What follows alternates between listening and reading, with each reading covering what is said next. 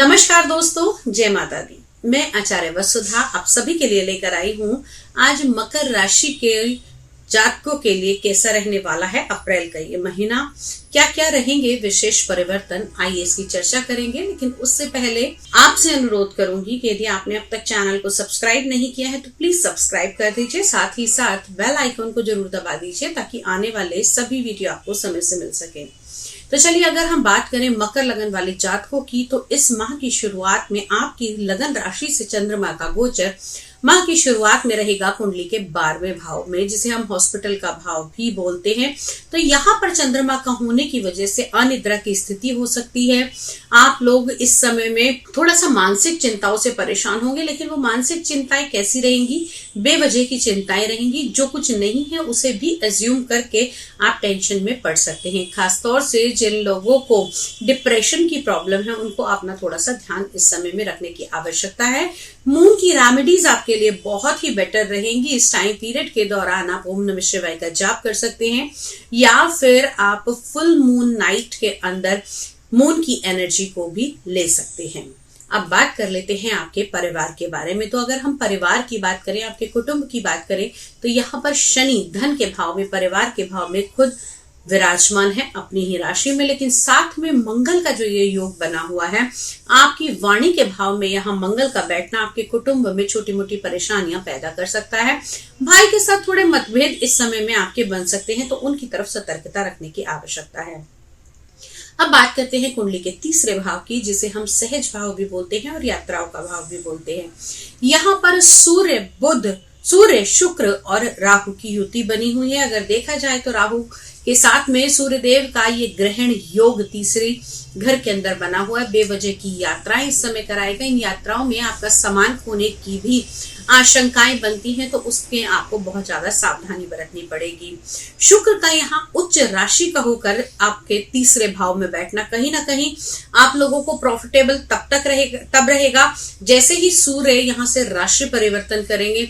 तो शुक्र यहाँ पर कहते हैं राहु जहां भी बैठेंगे वहां पर जैसे ग्रह के साथ बैठेंगे उसके फलों को वैसा ही देंगे। तो जब यहाँ पर शुक्र और राहु की युति बनेगी तो लग्जरियस आइटम्स की तरफ आप बहुत ज्यादा आकर्षित होंगे। साथ ही साथ यात्राएं, कैसी यात्राएं? मनोरंजन की यात्राएं, घूमने फिरने की यात्राएं, दार्शनिक स्थलों पर जाने की आपकी यात्राएं इस समय में बन सकती हैं।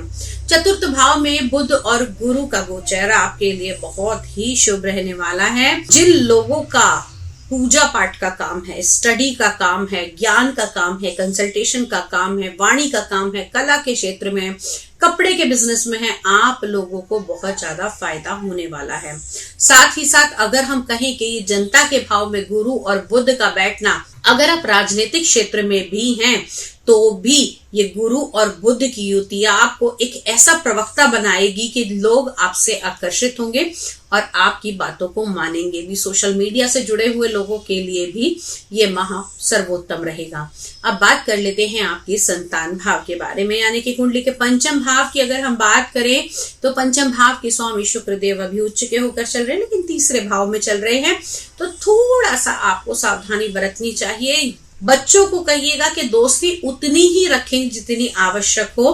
बेवजह की दोस्ती कई बार नुकसानदायक हो सकती है, और अपने से बड़े बच्चों के साथ में दोस्ती इस समय थोड़ा सा आपको नुकसान दे सकती है।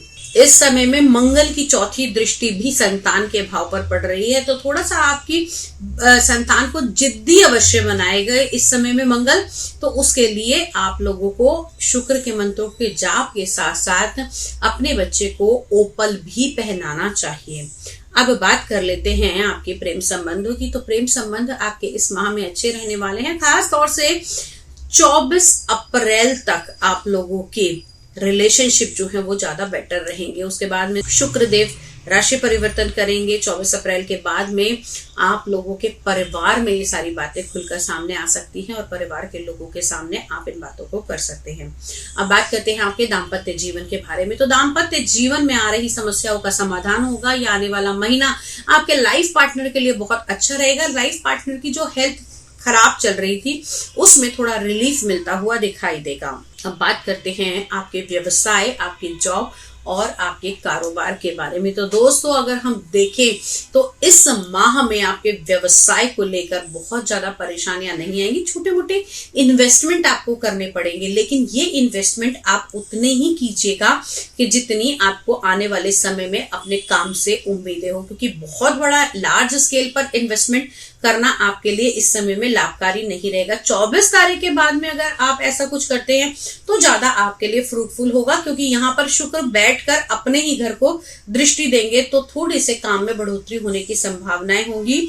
महिलाओं से जुड़ा हुआ अगर किसी भी प्रसाधन का आपका कार्य है तो आपके लिए बहुत लाभकारी रहेगा। आपके लिए सर्वोत्तम उपाय है मां लक्ष्मी की आराधना कीजिए। इसके अलावा अपने घर की स्त्री, आपकी माता हो, आपकी पत्नी हो और आपकी अगर बहन है तो आपको उनको इस समय में कुछ व्हाइट या पिंक कलर की चीजों का गिफ्ट अवश्य देना चाहिए। ओवरऑल ये महीना आप लोगों के लिए मिला जुला रहने वाला है। सतर्कता बरतनी है किस चीज की, कि आप लोगों को इस महीने में काले कपड़े के प्रयोग से बचना चाहिए। हालांकि शनि आपके लग्नेश है, लेकिन फिर भी काले कपड़ों का प्रयोग आपको इस माह में नहीं करना चाहिए।